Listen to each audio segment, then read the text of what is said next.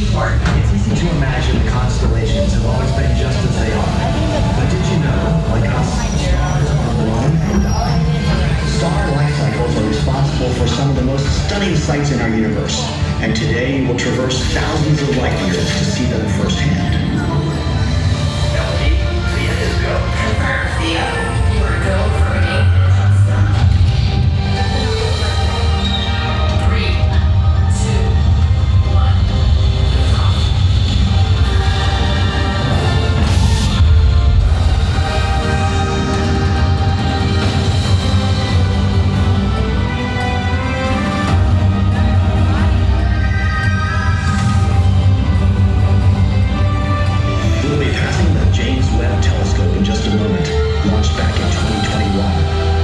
Increased resolution, 100 times more powerful than the Hubble Space Telescope, was a marked step forward in our study of stars.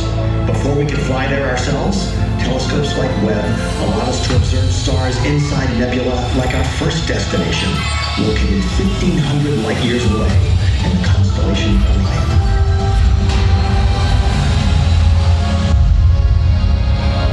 This is the Horsehead Nebula, first discovered in 1888. The distinctive dark horsehead shape of the nebula is a cloud of dust that blocks the light of the glowing nebula behind it.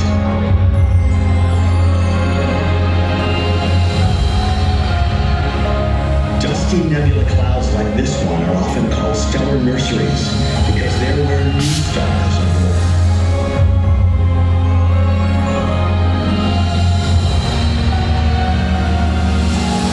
There's one now. Protostar, the first step in a star's life cycle. Once a protostar reaches a stable state, it becomes a main sequence star and will continue in that phase for millions to tens of billions of years. we've seen a star's birth. Now let's take a look at a dying star.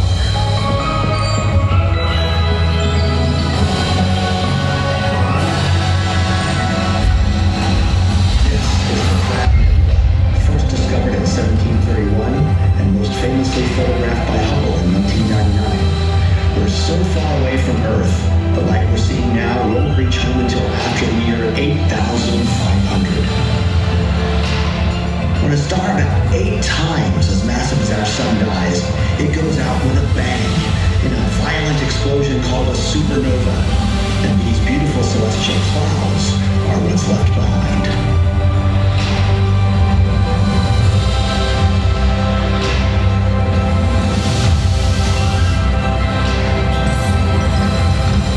We've saved something special for last. A Wolf-Rayet star. A rare and beautiful type of star nearing the end of its life cycle and about to go supernova. At 1,000,000 times brighter than our sun, this star emits stellar wind approaching 100,000 miles per hour. Its ejection shell is so large, our entire solar system could fit across it end to end over 2,000 times. When Wolf-Rayet stars explode in a supernova, they see the universe with the heavy elements that make up planets, stars, and even our own bodies.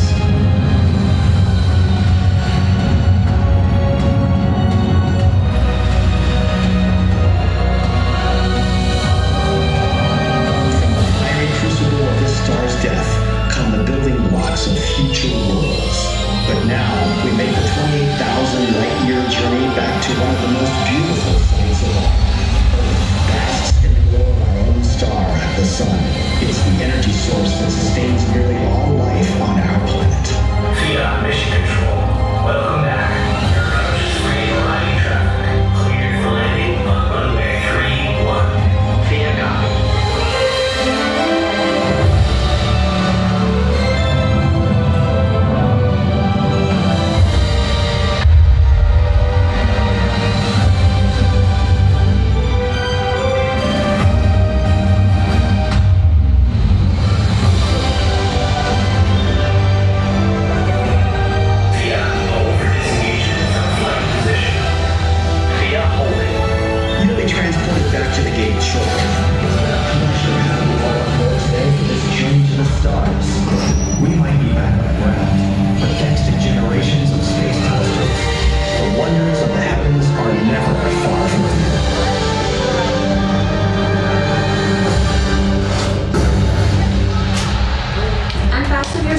By pressing the button on your right.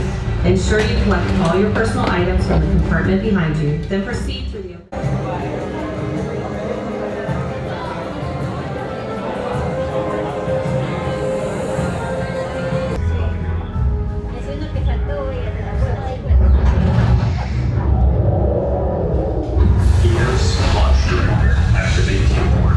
You're about to embark on one of the most exciting adventures in the universe, a visit to another planet. On today's tour of Mars, you'll see the red planet's rugged beauty firsthand and encounter one of its early robotic explorers. The ship is ready for launch, Commander. Thank you, pilot. LD, EOS is go. Confirm EOS. We are go for main engine start. 3, 2, 1, liftoff.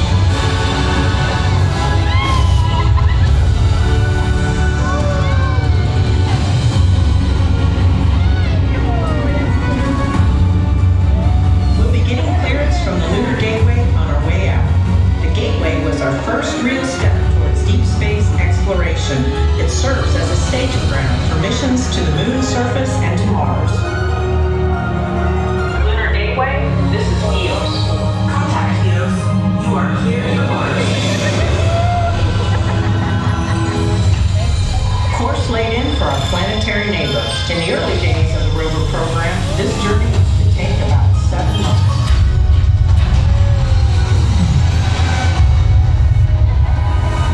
Welcome to Mars. The dusty red planet we know today didn't always look this way. A couple billion years ago, Mars was mostly covered in water. The mystery of what happened to Mars' water is a big part of what the researchers at the Mars Outpost are studying. If we can understand what caused Mars climate change, we might be able to better care for our own planet.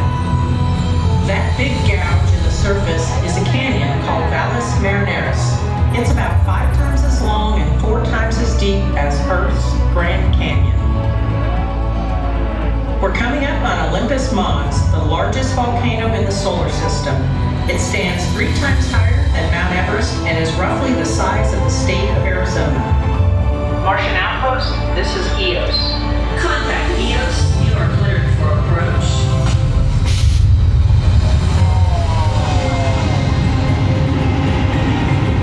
Today we'll be visiting one of Mars' pioneer explorers. The Perseverance rover arrived at the planet in the year 2021. Before we had people at the outpost searching for Martian life, rovers were our primary tool to study the planet.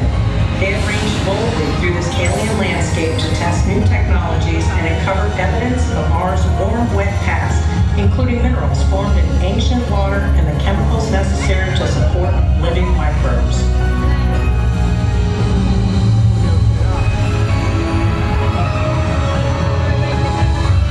Perseverance's mission was to seek signs of ancient life and collect rock and soil samples to be returned to Earth for study.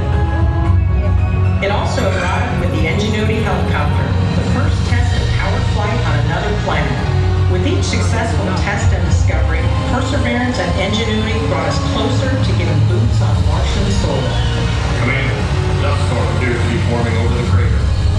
Visibility's dropping. We're going to stay low to avoid any damage to our heat shields.